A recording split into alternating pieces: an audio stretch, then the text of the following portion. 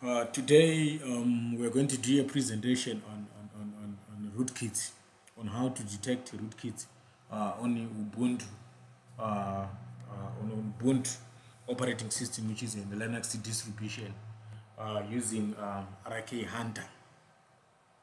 We're going to do this forensics, digital forensics on a Linux distribution, of which is very rare for people to do forensics on Linux distribution. It is normally done in Windows machines. So many people focus on how to attack using Linux computers or Linux distributions, such as Ubuntu, Kali Linux, and everything. But they tend to forget to check whether their Linux machines are not exploited by other hackers. So, for example, we can perform forensics on Ubuntu. Um, just maybe we might be suspecting that it has been compromised. So it is of paramount importance to perform digital forensics on a Linux machine. Many people think that Linux machines are not prone to viruses or are not prone to rootkits. So it is very, very important to perform digital forensics on a Kali Linux machine or on a Ubuntu machine or Linux distributions. Um, you can be the target of an attack. Many people are focusing on how to attack, but not focusing on others, on their security in the Linux machine. So right now I want to define or to describe what is a rootkit and its purposes. A rootkit, its purpose is to hide malicious softwares like a backdoor. The easiest way to hide a backdoor is to use a rootkit. Its purpose is to give an attacker a root access by leaving ports open that the attacker can use to attack back to the machine. So we can do a number of things using the, the, the, the rootkit identifier.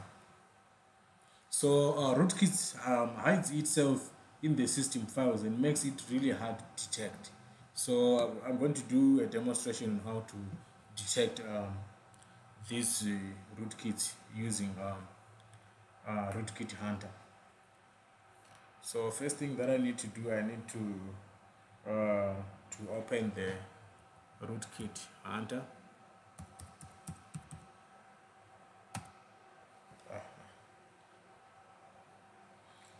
It's supposed to be RK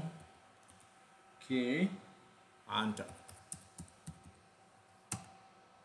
So okay, these are the parameters that I can use with the rootkit. For example, I've got C config. Check the configuration files. It checks all the configuration files in this operating system and check if there are rootkits which are embedded into these files. And another one is V, the version. You can check the display the version number of the rootkits, and also another one you can use D parameter, which will begin the debug mode. So I need to do this now, the basic check for rootkit using this RK hunt. So I will say RK hunter minus small c.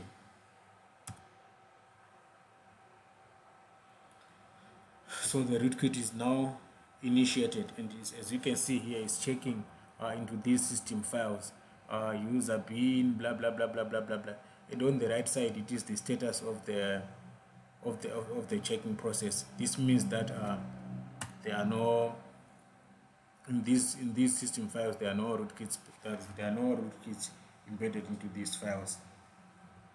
So the basic one, it will go through the system files. It can generate reports using this. We can generate reports using this information. Now I'm entering the advanced rootkit scanner. This scan can be used also to generate reports. It also check for open ports into the ports that are opened into this machine.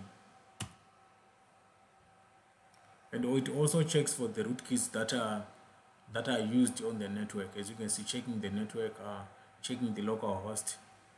Also need to warning. This warning sign is means that we have to check whether this is a serious problem or something.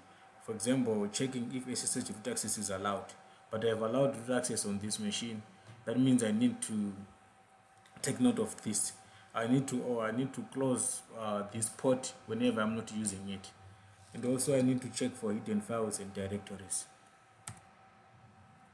Okay, so now I can see the status of this machine after running this root check analysis. So we can this is the report that is generated. We can copy this and print it and use this in the court of law. Maybe we just for example, we might have find out that there are rootkits that have been embedded into this machine. So to make sure that this machine to report that this machine is compromised, we need to generate reports for this. File checked 147 files, suspect files 0, rootkit checks 500, possible rootkits no, 0, applications checks, all clients skipped. The system check took 1 minute and 30 seconds. So this means that this machine is free from rootkits. So it is very vital and very important to do rootkit analysis on our Linux distributions. Thank you for listening.